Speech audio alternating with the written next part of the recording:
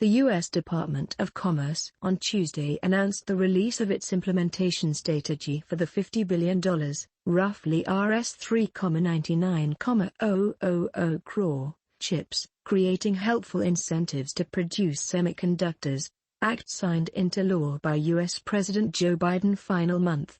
The bipartisan invoice is designed to subsidize the value of manufacturing chips in the U.S., as the government attempts to create new jobs in the chip manufacturing sector and ramp up research and improvement of chips to help the U.S. compete with other countries.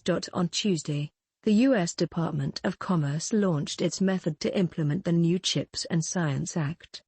The Chips for America program will be housed inside the department's National Institute of Standards and Technology, NIST, according to the Federal Authorities Department, which outlined the foremost objectives of the legislation. According to the department's implementation strategy, the Chips for America application will have four important goals. The first is the establishment and enlargement of home production of leading-edge semiconductors in the U.S., while the 2D purpose will be to create a reliable and sufficient furnish of mature node semiconductors. The Department of Commerce is also searching to make investments in lookup and improvement for the subsequent era of chipmaking in the U.S.